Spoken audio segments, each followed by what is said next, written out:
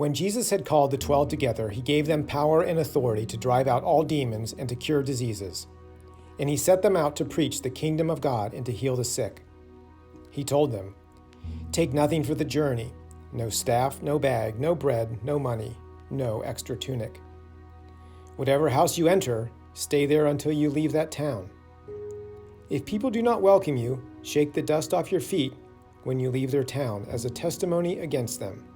So they set out and went from village to village, preaching the gospel and healing people everywhere.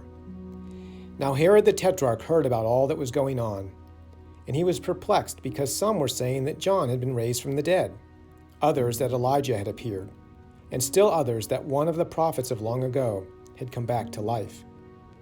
But Herod said, "I beheaded John. Who then is this I hear such things about?"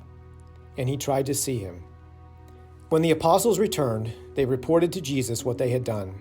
Then he took them with him, and they withdrew by themselves to a town called Bethsaida. But the crowds learned about it and followed him. He welcomed them and spoke to them about the kingdom of God, and healed those who needed healing. Late in the afternoon, the 12 came to him and said, "Send the crowd away so they can go to the surrounding villages and countryside and find food and lodging, because we are in a remote place here." He replied, "You give them something to eat." They answered, "We have only 5 loaves of bread and 2 fish, unless we go and buy food for all this crowd." About 5,000 men were there.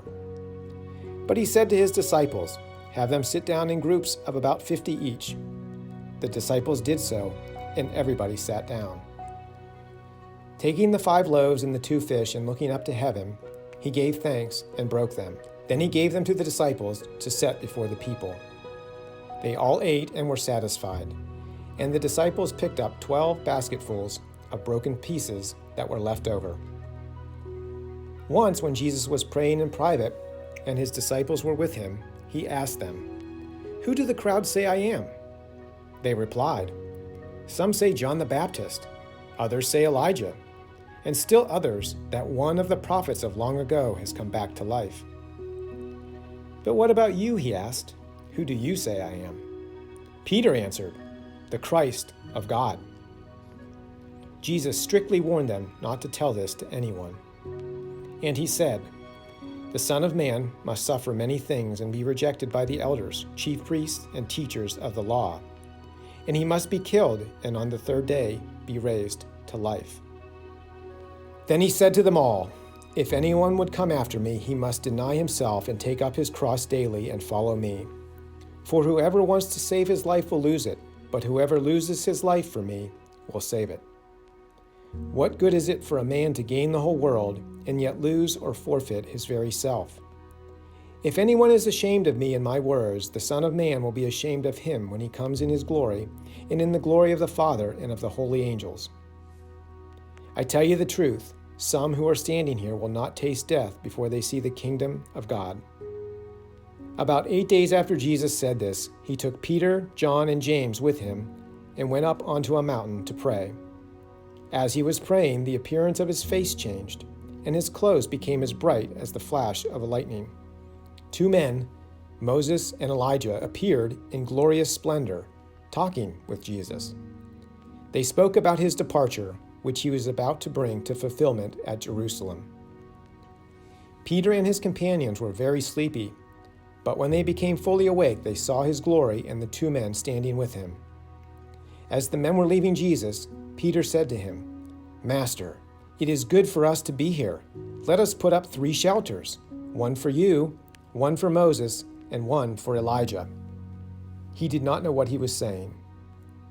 While he was speaking, a cloud appeared and enveloped them, and they were afraid as they entered the cloud. A voice came from the cloud saying, "This is my Son, whom I have chosen. Listen to him." When the voice had spoken, they found that Jesus was alone. The disciples kept this to themselves and told no one at that time what they had seen. The next day, when they came down from the mountain, a large crowd met him. A man in the crowd called out, "Teacher, I beg you to look at my son, for he is my only child. A spirit seizes him, and he suddenly screams. It throws him into convulsions so that he foams at the mouth. It scarcely ever leaves him and is destroying him. I begged your disciples to drive it out, but they could not." "O unbelieving and perverse generation," Jesus replied, "how long shall I stay with you and put up with you? Bring your son here." Even while the boy was coming, the demon threw him to the ground in a convulsion. But Jesus rebuked the evil spirit, healed the boy, and gave him back to his father. And they were all amazed at the greatness of God.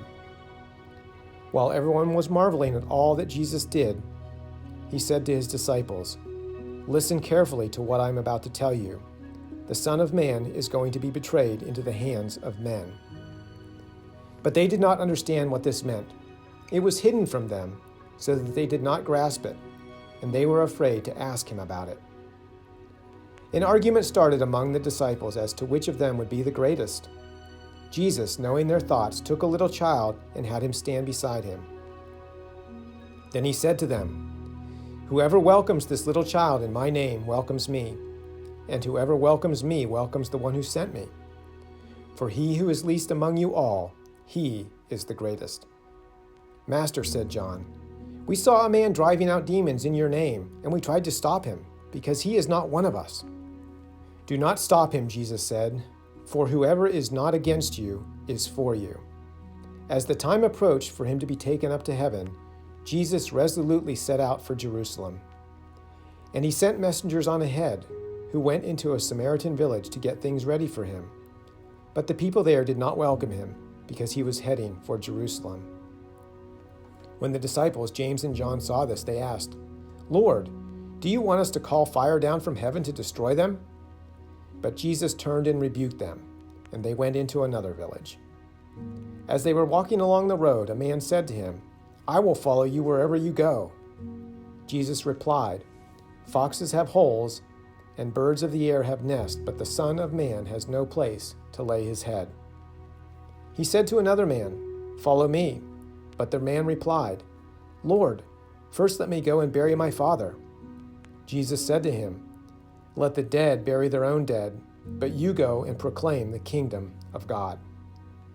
Still another said, "I will follow you, Lord, but first let me go back and say goodbye to my family." Jesus replied, "No one who puts his hand to the plow and looks back is fit for service in the kingdom of God."